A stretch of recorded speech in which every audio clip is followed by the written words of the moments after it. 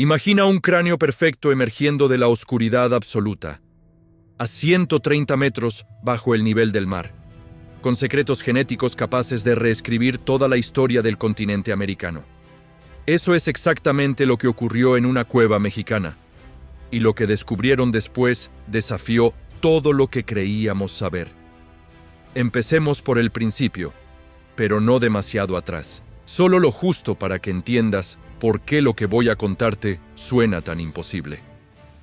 Durante décadas, los libros de historia nos dijeron que los primeros humanos llegaron a América hace unos 13.000 años, cruzando un puente de tierra llamado Beringia, entre Siberia y Alaska. Una historia limpia, ordenada, fácil de contar. Pero la realidad bajo tierra nunca es tan simple. En el año 2007, un equipo de buzos expertos se sumergió en las venas subterráneas del sistema de cuevas Sac Actun, en la península de Yucatán. No estaban buscando fósiles, solo mapeaban túneles inundados, registrando pasillos olvidados bajo toneladas de piedra caliza. Hasta que llegaron a un lugar tan profundo, tan inquietantemente oscuro, que lo bautizaron Hoyo Negro. Agujero negro. Flotar sobre ese borde era como asomarse a una galaxia hundida. Pero lo que encontraron en el fondo no era polvo cósmico. Era una adolescente.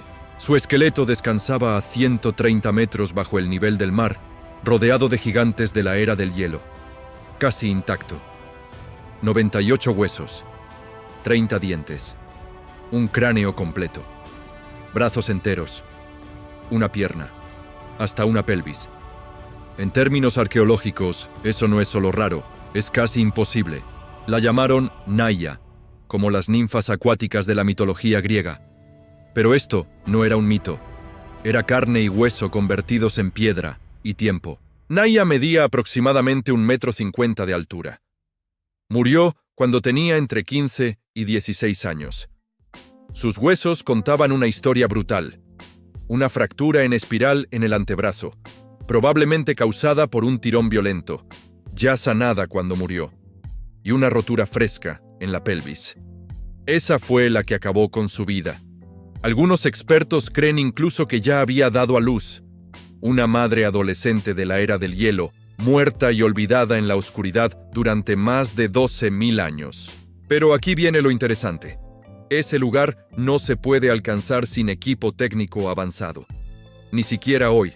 Los buzos tuvieron que usar rebreathers, aparatos de buceo que reciclan el aire, solo para llegar hasta allí, y decidieron no tocar nada físicamente. En lugar de eso, mapearon toda la cámara usando fotogrametría tridimensional. Básicamente, construyeron una réplica virtual del pasado para que nadie perturbara las frágiles capas de sedimento. Porque sabían que cualquier movimiento podía destruir información que llevaba ahí desde antes de que existieran las pirámides, las ciudades o la escritura. Y a pesar de todo ese silencio, Naya todavía tenía algo que decir. Cuando los científicos perforaron uno de sus dientes molares, no solo encontraron hueso, encontraron ADN antiguo. Y lo que ese ADN reveló cambió el juego por completo. Normalmente, no esperarías que el ADN sobreviviera en una cueva húmeda de México durante más de 12.000 años. Pero el molar de Naya aguantó. Cuando los investigadores extrajeron y secuenciaron el material genético, lo que descubrieron no fue solo un rastro. Fue una línea directa. Su ADN mitocondrial, el que se hereda solo por vía materna, pertenecía al haplogrupo D1. Ese linaje se rastrea hasta Beringia, y todavía se encuentra hoy entre pueblos indígenas de toda América del Norte y del Sur. De hecho, el D1 representa alrededor del 10% de todas las líneas maternas nativas americanas. Y en lugares como Chile y Argentina, llega hasta el 29%. Una huella genética enorme, muy lejos de donde fue descubierta Naya. ¿Y sabes qué hizo esto aún más impactante? Antes de Naya, nunca se había recuperado ADN antiguo de esta edad tan al sureste. Ella estaba a más de 4.000 kilómetros de cualquier muestra anterior de hace más de 10.000 años. Su existencia literalmente redibujó el mapa de la ancestría americana temprana. El equipo no tomó atajos. Aplicaron todas las técnicas disponibles para ADN antiguo. ensayos de restricción, secuenciación Sanger, lecturas de alta resolución con tecnología Illumina, múltiples pruebas, múltiples laboratorios, mismo resultado. Haplogrupo D1. Y cuando algunos críticos cuestionaron los datos, el equipo no se echó atrás. Abrieron la información a bases de datos públicas, permitiendo que otros científicos la desafiaran o confirmaran. Y adivina qué, la confirmaron. Aquí hay un detalle curioso. El ADN mitocondrial solo rastrea la línea materna. Eso significa que si tu abuela llevaba D1, tú también. Así que Naya no es solo un punto de datos. Es un hilo dentro de un linaje vivo. Pero hay un detalle más que lo pone todo patas arriba. Y no está en los genes, está en el cráneo. Porque Naya no se parecía en nada a lo que la gente esperaba. Y sin embargo, genéticamente, era exactamente quien pensábamos. Durante décadas, los esqueletos americanos tempranos contaron una historia extraña, al menos a simple vista. Los cráneos no coincidían con las expectativas modernas, largos y estrechos, con rasgos que parecían más cercanos a poblaciones polinesias o australomelanesias que a los pueblos indígenas actuales. Ese desajuste visual lanzó una tormenta de teorías. Algunos afirmaron que había habido 2 olas migratorias. Otros señalaron a Europa, impulsando la llamada hipótesis solutrense, que sugería que europeos de la era del hielo cruzaron el Atlántico. Pero Naya volteó todo eso. Aquí estaba una chica con esa misma forma craneal paleoamericana. Y sin embargo, su ADN no era europeo ni exótico. Era D1, un vínculo materno directo con los nativos americanos de hoy. Ese único hecho destrozó la idea de que cráneos diferentes deben significar orígenes diferentes. En cambio, demostró algo mucho más simple. Las formas óseas evolucionan. La dieta, el aislamiento, la deriva genética, esas cosas remodelan los rostros con el tiempo. Más estudios lo respaldaron. Cráneos de Sudamérica mostraron variación, pero variación que encajaba dentro de caminos evolutivos normales, no alguna tribu perdida de Europa. Cuando la genética y la morfología chocaron, no fue el ADN lo que se rompió. Fueron las suposiciones. Incluso el argumento solutrense, ya tambaleante, recibió otro golpe. Las herramientas no eran realmente idénticas. Las líneas de tiempo estaban muy desfasadas, y la genética nunca ha aparecido ADN europeo de la era del hielo en restos americanos antiguos. Por eso la inmensa cantidad de expertos lo llaman lo que es especulación marginal disfrazada de ciencia. Así que aquí está la nueva conclusión. El cráneo puede verse diferente, pero el linaje es el mismo. Y Naya no estaba sola para demostrarlo. Viaja al noreste, desde el lugar de descanso de Naya hasta Montana, y la historia continúa. Esta vez con un niño. En un refugio poco profundo de arenisca cerca de Wilsall, un niño pequeño fue depositado hace casi 12.700 años. Su cuerpo estaba rodeado de más de 100 herramientas hechas a mano, todas espolvoreadas con ocre rojo. Un ritual funerario visto tanto en la Eurasia, de la era del hielo, como en las primeras Américas. Ese sitio se conoció como Anzic. Y al igual que Naya, el niño, ahora llamado Anzic I, guardaba un secreto encerrado en sus huesos. Cuando se secuenció su genoma completo, entregó un mensaje poderoso.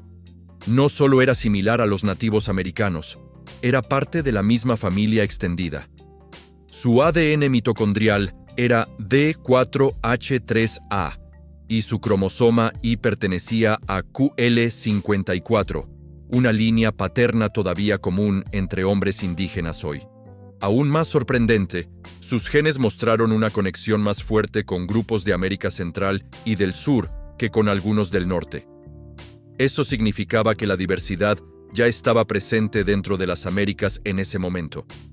Estos no eran solo recién llegados. Los linajes se estaban ramificando, mezclando y extendiéndose en todas direcciones. Y al igual que con Naya, había una profunda señal siberiana en su genoma. Esa ancestría malta, vinculada a poblaciones antiguas en lo que ahora es Rusia, demostró que la mezcla ocurrió antes de que se poblaran las Américas. Después de que todos los datos estuvieron listos, ocurrió algo raro en la ciencia. Cierre. Los huesos fueron devueltos y en junio de 2014, líderes tribales y científicos se unieron para reenterrar a Anzic, uno cerca de su lugar de descanso original. Fue una ceremonia de respeto, honrando tanto la tradición como la verdad. Naya contó parte de la historia. Anzic I la confirmó.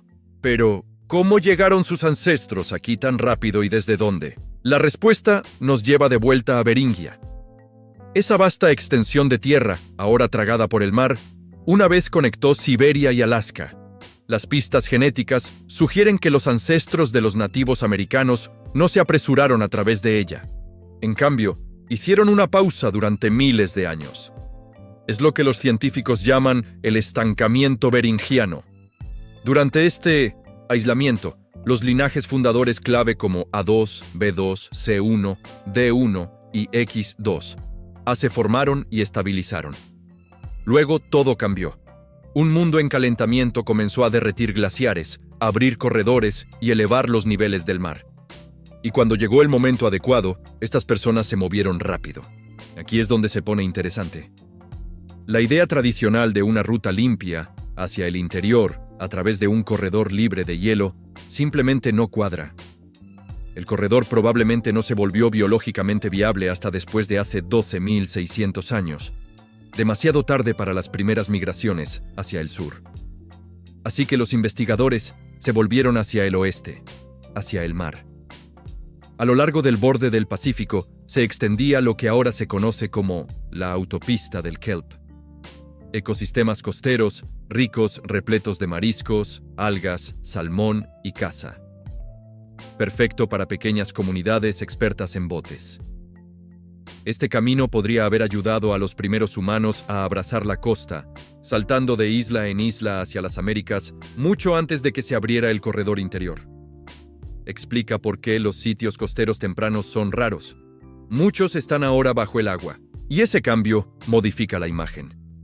Estos no eran solo cazadores persiguiendo mamuts, eran viajeros de la costa, leyendo mareas, navegando ensenadas y sobreviviendo de la vida oceánica. Los genomas antiguos lo prueban. Una rápida expansión seguida de cambios región por región con el tiempo. La diversidad vista en lugares como Yucatán y Montana. Todo encaja, pero hay un lugar en México que afirma ser incluso anterior a todos ellos. Las fechas son impactantes. ¿La evidencia? Bueno, ahí es donde se pone complicado. En lo alto de las montañas de Zacatecas se encuentra la cueva de Chiquihuite, un lugar que encendió titulares en 2020 con afirmaciones que reescribieron la línea de tiempo de la presencia humana en las Américas. El equipo detrás de la excavación reportó miles de escamas de piedra verde y negra, de capas de sedimento profundo, con resultados de datación que se remontaban hasta hace 33.000 a 31.000 años. Si es cierto, eso duplicaría la línea de tiempo del asentamiento humano en la región. Y eso es exactamente lo que desató la tormenta. Las herramientas, si es que son herramientas, componen más del 90% de los hallazgos, y la piedra verdosa no es local. Algunos investigadores argumentan que eso significa transporte intencional o selección estética. Combinado con docenas de fechas de radiocarbono y luminiscencia, el caso parecía sólido. Pero otros no estaban convencidos. Un gran consorcio de críticos respondió con fuerza. Analizaron las fracturas de piedra y argumentaron que muchos de los llamados artefactos eran en realidad geofactos, trozos de piedra caliza rotos, naturalmente creados por movimiento dependiente dentro de la cueva. Añade a eso la ausencia de hogares, huesos descuartizados o pozos de almacenamiento, y su veredicto fue cauteloso, no probado. Y hay otro problema. Aunque el equipo recuperó bastante ADN de sedimento, plantas, animales, todo el ecosistema de la cueva, no se encontró ADN humano. Sin huesos o signos inequívocos de presencia humana, los escépticos dicen que la carga de la prueba no se ha cumplido. En redes sociales, la cueva explotó en mito. Algunos afirmaron que probaba migraciones del Viejo Mundo o tribus perdidas en México. Otros lo vieron como validación de líneas de tiempo marginales. Pero la verdad está sin resolver. Según investigadores del Instituto Nacional de Antropología e Historia y diversas universidades mexicanas, los trabajos continúan y el debate permanece abierto. Lo que todavía falta es algo más profundo. El ADN mitocondrial de Naya, transmitido solo a través de madres, contó un lado de la historia. Pero para entender quién era realmente y cómo encajaba en el árbol genealógico completo de los primeros americanos, los científicos necesitan algo más profundo: ADN nuclear. A diferencia del ADN mitocondrial, el ADN nuclear proviene de ambos padres. Revela si Naya pertenecía a las ramas norteñas o sureñas de nativos americanos, si hubo alguna migración sesgada por sexo, o si el flujo genético moldeó a los primeros grupos de formas que apenas hemos comenzado a explorar. Incluso podría responder preguntas de larga data, como si las poblaciones antiguas en México alguna vez mostraron esas débiles señales discutidas, similares a las australasiáticas, vistas en algunos genomas amazónicos. Ahora mismo, no lo sabemos porque aún no se ha recuperado ADN nuclear de ningún resto humano de la era del Pleistoceno en México. Ni de Naya, ni de nadie. Pero eso puede estar a punto de cambiar. Los investigadores ahora se dirigen a estructuras óseas densas como la porción petrosa del oído interno, que puede contener hasta 100 veces más ADN utilizable que el hueso regular. También usan muestreo de cemento mínimamente destructivo de raíces dentales, preservando la apariencia de especímenes antiguos mientras aún extraen datos genéticos poderosos. Emparejado con preparación de biblioteca de cadena simple diseñada para fragmentos dañados, las posibilidades de éxito están aumentando rápidamente, y hay impulso. En 2023 y 2024, científicos secuenciaron docenas de genomas prehispánicos de restos más jóvenes en México, mostrando patrones de sacrificio, resistencia climática e incluso continuidad genética entre comunidades antiguas y personas que viven allí hoy. Pero esos hallazgos son 10.000 años demasiado tarde para resolver el debate de la primera llegada. Naya no estaba sola allá abajo.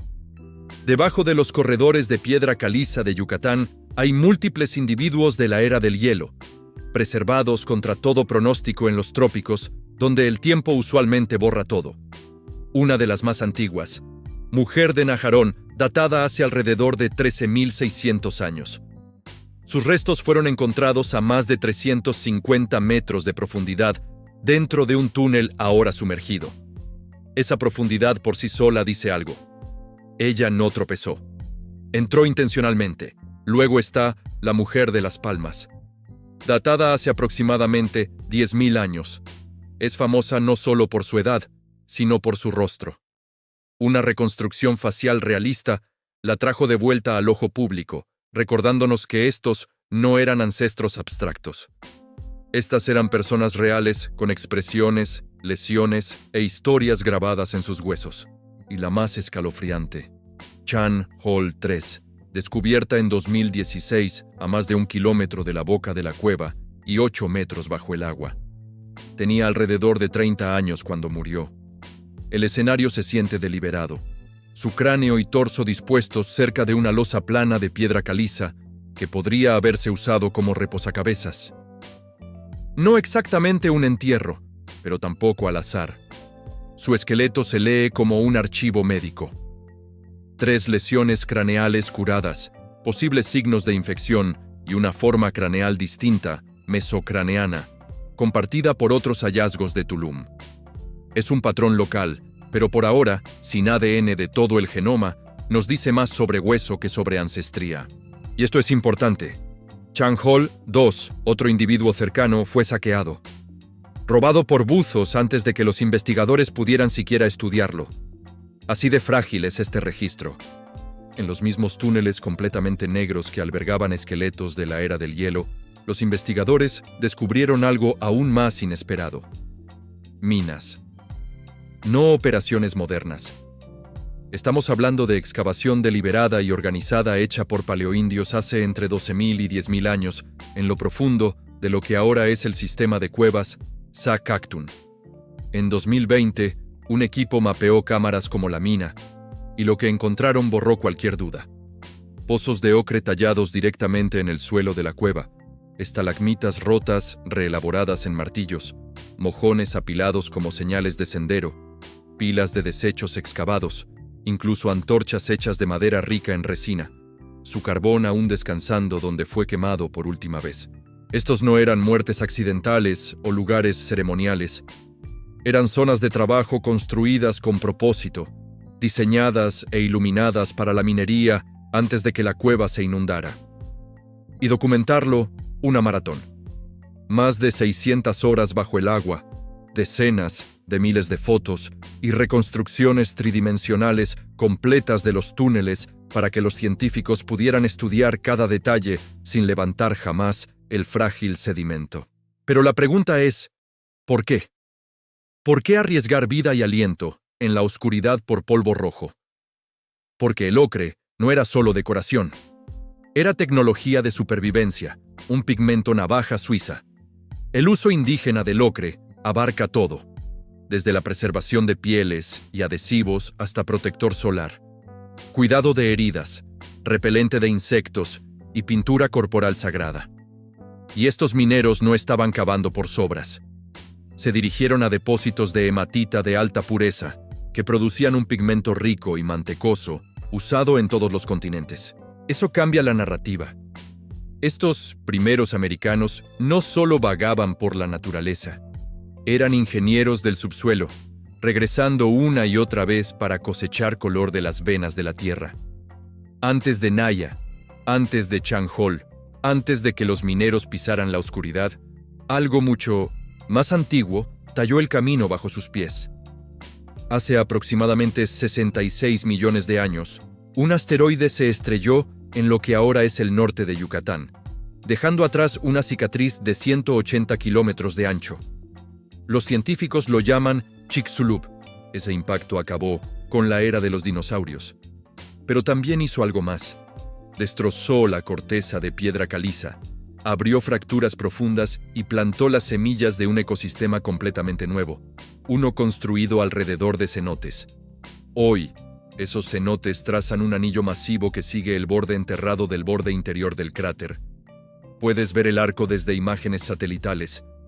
El anillo de cenotes, un círculo punteado de sumideros que delinea el fantasma de ese golpe antiguo. Pero estos no son solo agujeros azules bonitos. Sus fracturas se convirtieron en líneas de vida. El agua de lluvia se filtró a través de ellos, disolvió roca y colapsó techos, creando pozos naturales en una península seca que carece casi por completo de ríos. Avanza rápido hasta la era del hielo, y estos sumideros se convirtieron en imanes para animales, para humanos y para la historia. Y aquí está el remate. Aunque Hoyo Negro se encuentra al este del borde de Chicxulub, se conecta al mismo acuífero moldeado por la misma geología post-impacto. Esos vastos túneles llenos de agua que los exploradores ahora bucean, trazan las líneas de fractura sembradas por la explosión que terminó con los dinosaurios. En 2018, los buzos conectaron Sakak'tun y Dos Ojos, convirtiéndolo brevemente en el sistema de cuevas submarinas más largo jamás registrado.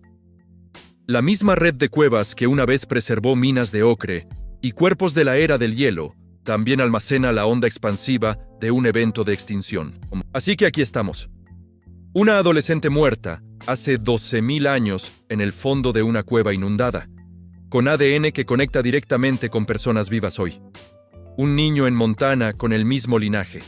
Minas subterráneas operadas miles de años antes de las pirámides.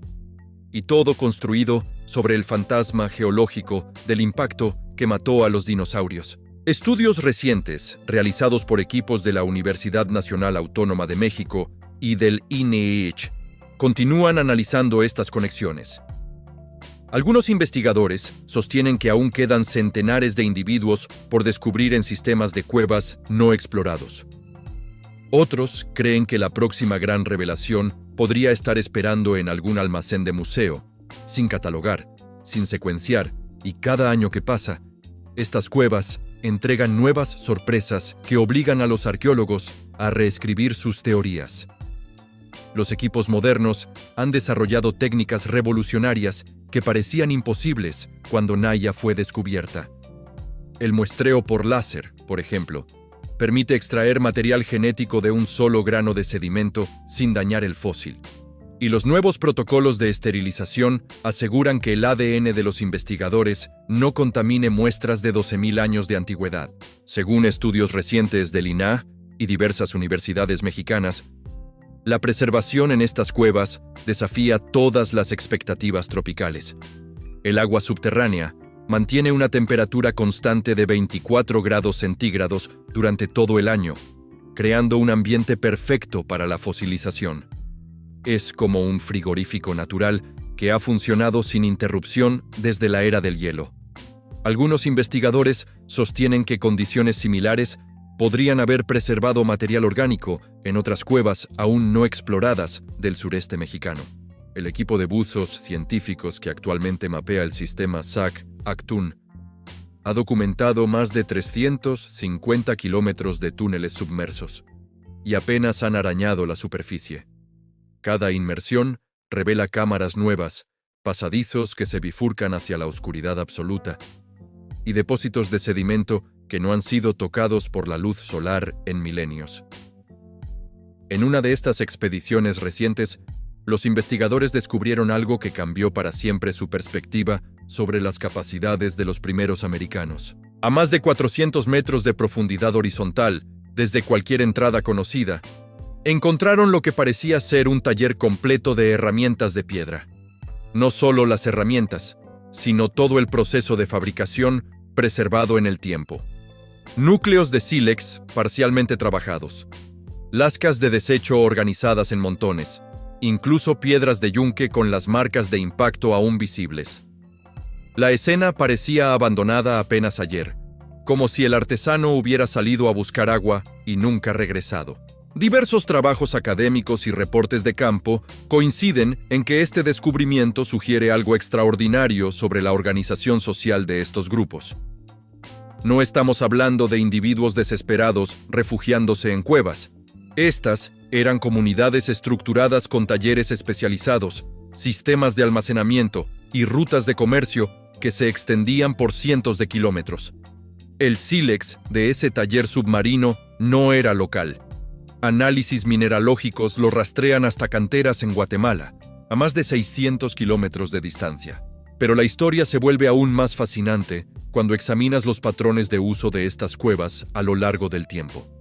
Investigaciones de campo realizadas por equipos de la región han documentado evidencia de ocupación humana en múltiples períodos. Después de que las cuevas se inundaron al final de la era del hielo, los pueblos mayas las redescubrieron y las convirtieron en lugares sagrados. Dejaron ofrendas de cerámica, jade y copal en las cámaras secas que quedaban accesibles. Una continuidad cultural que abarca más de 10.000 años. Los murales mayas hablan de estas cuevas como entradas al inframundo, lugares donde los dioses crearon a los primeros humanos del maíz. Ahora sabemos que no estaban tan equivocados. Estas cuevas realmente albergan los restos de los primeros americanos. Una coincidencia que pone los pelos de punta a cualquier arqueólogo. En 2023, un equipo conjunto del INAH y la UNAM hizo un descubrimiento que conectó estos dos mundos de manera inesperada. En una cámara que había estado seca durante miles de años, encontraron una ofrenda maya depositada exactamente encima de restos óseos de la era del hielo. Los mayas habían colocado deliberadamente jade y obsidiana sobre huesos que tenían 8.000 años más que su civilización, como si supieran que estaban honrando a sus ancestros más antiguos. Algunos investigadores, basándose en análisis estratigráfico y dataciones por carbono 14, proponen que esto no fue casualidad. Los mayas podrían haber encontrado estos restos antiguos y reconocido su importancia sagrada. Sus textos hablan de los primeros humanos como los abuelos de hueso, seres que vivieron en la oscuridad antes de que naciera el sol. Una descripción que encaja perfectamente con personas que habitaban cuevas profundas hace 12.000 años. Y aquí viene algo que te va a sorprender. Los análisis de ADN ambiental realizados en estas cámaras han revelado material genético no solo de humanos, sino de toda la comunidad biológica que vivía con ellos. Perros domesticados, una de las primeras evidencias de compañeros caninos en las Américas. Plantas medicinales que fueron deliberadamente cultivadas en la entrada de las cuevas. Incluso bacterias intestinales que nos cuentan sobre la dieta y la salud de estas poblaciones antiguas. Los perros son especialmente interesantes. Su ADN mitocondrial también traza hasta Asia, confirmando que acompañaron a los humanos en el viaje a través de Beringia. Pero hay diferencias sutiles que sugieren adaptación rápida al nuevo ambiente americano. En menos de 2000 años, estos perros desarrollaron características únicas que los separaron de sus ancestros asiáticos. Una evolución acelerada que habla de la presión de selección en un continente completamente nuevo. Estudios publicados en revistas de arqueología internacional han comenzado a dibujar un cuadro fascinante de estas primeras comunidades americanas. No eran simples cazadores nómadas. Tenían conocimientos sofisticados de botánica, geología y astronomía. Sabían exactamente dónde encontrar los mejores sílex, cuándo migrar para seguir las estaciones y cómo leer las estrellas para navegar por territorio desconocido. Una de las evidencias más impresionantes de esta sofisticación vino del análisis de polen preservado en las capas de sedimento. Los científicos descubrieron que estas comunidades no solo recolectaban plantas silvestres, las estaban modificando genéticamente mediante selección artificial. Semillas de calabaza encontradas en contextos de 12.000 años de antigüedad son notablemente diferentes de sus contrapartes silvestres, más grandes, con cáscaras más delgadas, optimizadas para el consumo humano. Esto significa que la revolución agrícola americana comenzó miles de años antes de lo que pensábamos. Y no en los valles fértiles de México Central, sino aquí mismo, en las profundidades rocosas de Yucatán. Pequeños jardines experimentales en la boca de cuevas, donde generaciones de horticultores primitivos transformaron plantas salvajes en los ancestros de nuestros cultivos modernos. Pero quizás el descubrimiento más extraordinario llegó cuando los investigadores comenzaron a analizar las marcas dejadas en las paredes de estas cuevas. No solo las marcas de herramientas en las minas de ocre, sino algo mucho más sutil. Marcas que podrían ser los primeros intentos de escritura en las Américas. Líneas organizadas, patrones repetitivos, símbolos que parecen corresponder con eventos astronómicos calculables. Hay registros iconográficos y estratigráficos que apuntan a un sistema de notación primitivo usado por estos mineros de ocre.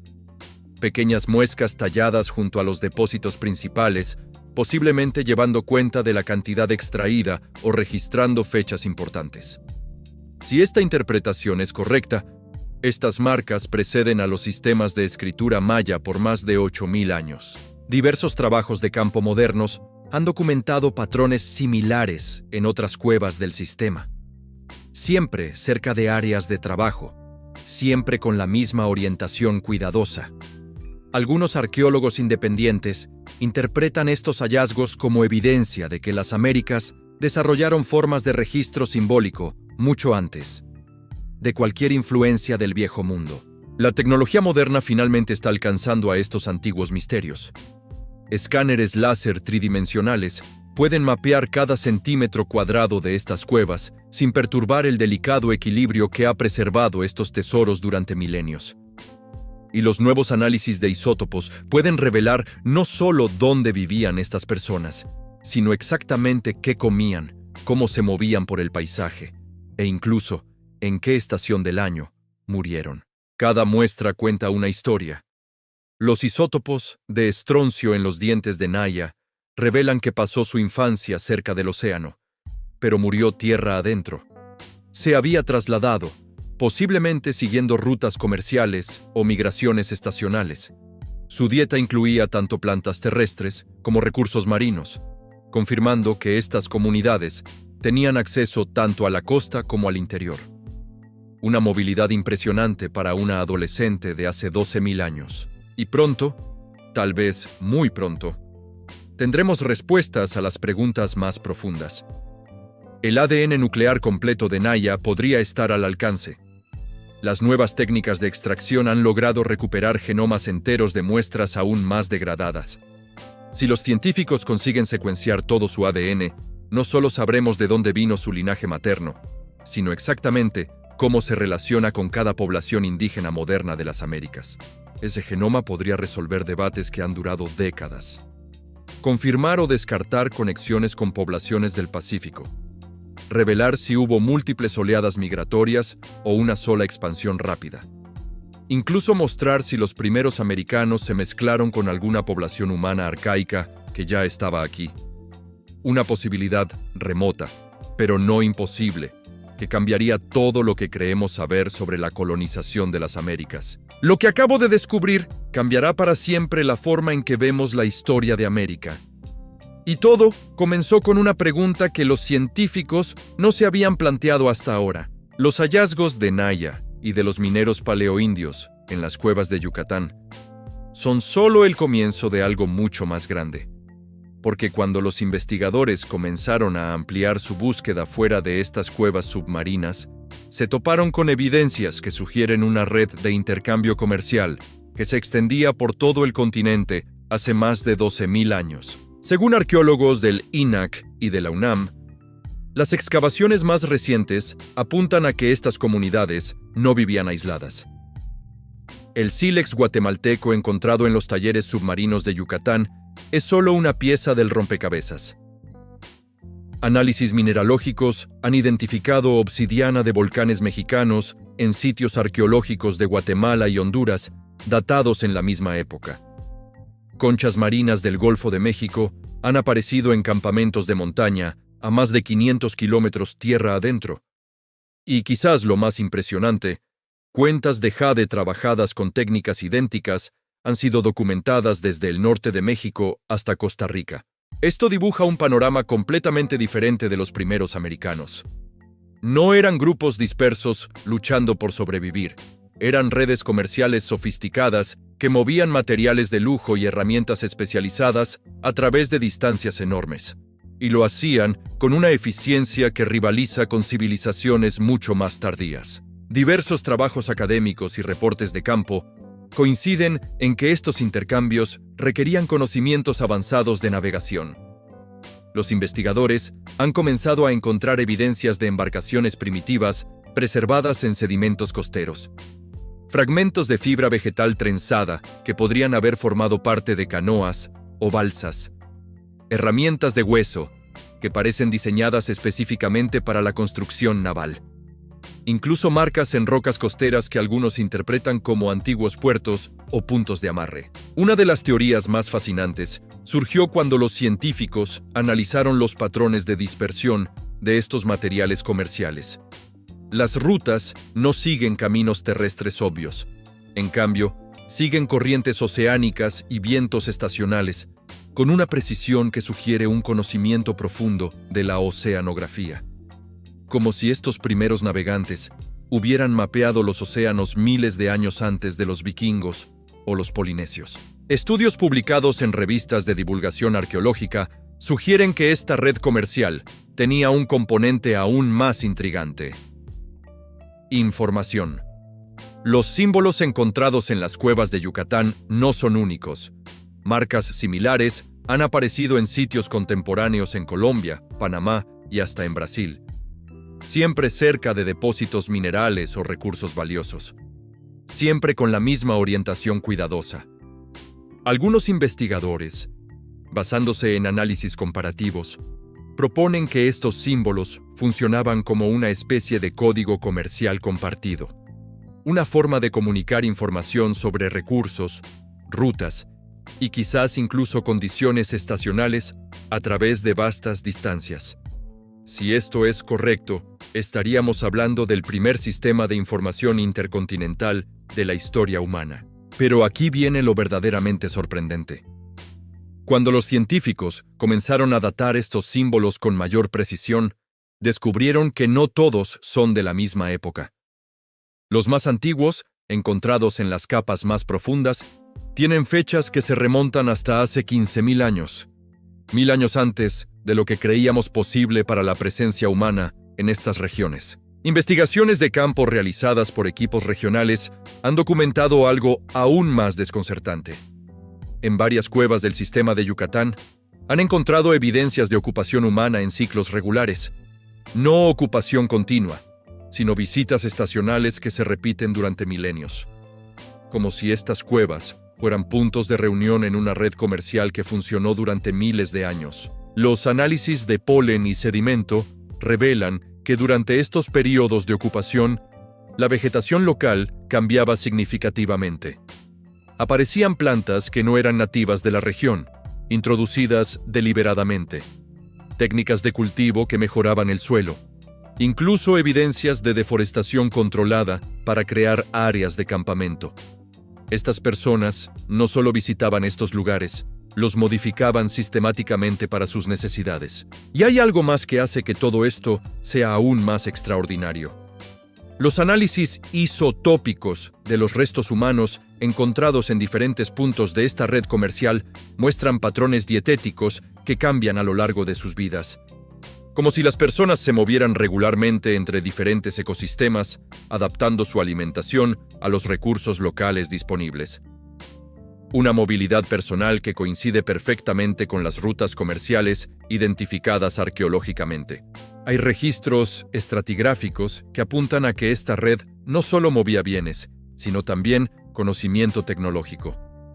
Las técnicas de trabajo del sílex encontradas en Guatemala son idénticas a las documentadas en México, a pesar de estar separadas por cientos de kilómetros. Los métodos de extracción de ocre en Yucatán se replican exactamente en minas de Colombia que operaron en la misma época. Incluso las técnicas de preservación de alimentos muestran similitudes que van más allá de la coincidencia. Algunos arqueólogos independientes interpretan estos hallazgos como evidencia de que los primeros americanos desarrollaron algo parecido a universidades itinerantes. Grupos colegiados, especializados que viajaban de comunidad en comunidad, enseñando técnicas específicas, compartiendo conocimientos astronómicos y manteniendo vivos los códigos comerciales que conectaban todo el continente. Esta teoría cobra fuerza cuando examinas los calendarios astronómicos grabados en rocas a lo largo de estas rutas comerciales. Todos usan los mismos sistemas de notación. Todos marcan los mismos eventos celestes. Y todos muestran una precisión que requiere observaciones continuadas durante generaciones. Como si hubiera existido una red de observatorios astronómicos coordinados a través de todo el continente americano. Los trabajos de campo más recientes han comenzado a revelar la escala real de esta operación. Solo en la península de Yucatán se han identificado más de 50 sitios con evidencias de actividad humana de la era del hielo. Pero no son asentamientos permanentes. Son estaciones especializadas, talleres de herramientas, puntos de extracción mineral, observatorios astronómicos, almacenes de alimentos estacionales, una infraestructura distribuida que funcionaba como una sola unidad económica gigante. Y quizás lo más impresionante de todo, esta red parece haber sido increíblemente resiliente.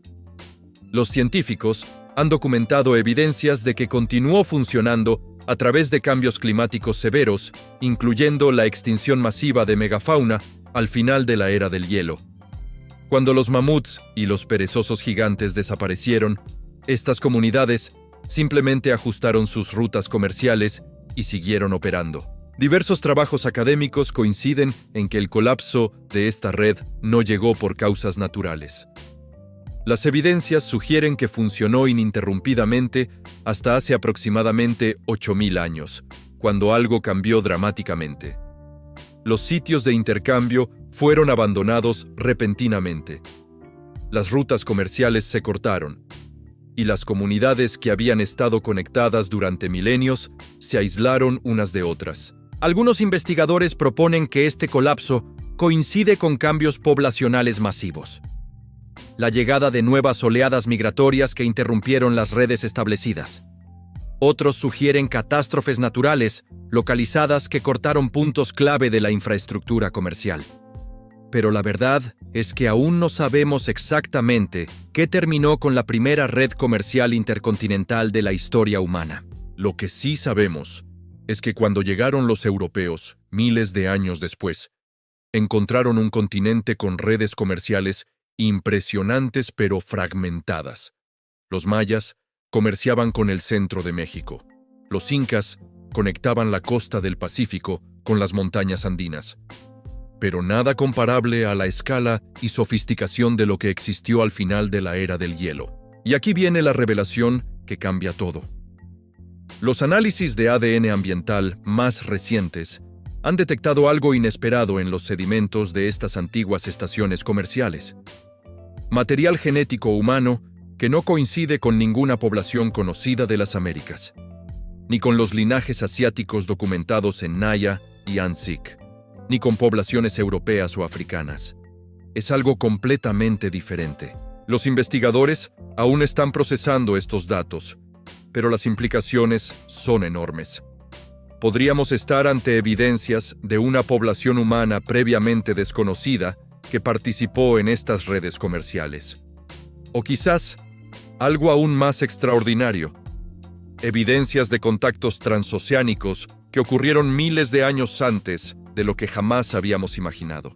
Porque resulta que esta historia no termina con el colapso de la red comercial americana. Los símbolos encontrados en estas antiguas estaciones no son únicos del continente. Marcas similares han aparecido en sitios arqueológicos de Polinesia, Australia y hasta en la costa atlántica de Europa. Todos datados en épocas que hacen imposible cualquier contacto según nuestros modelos actuales de migración humana, a menos que estos primeros navegantes americanos fueran capaces de hazañas que apenas estamos comenzando a comprender. Y las evidencias, por imposibles que parezcan, están ahí esperando en el fondo de cuevas inundadas que aún no hemos explorado.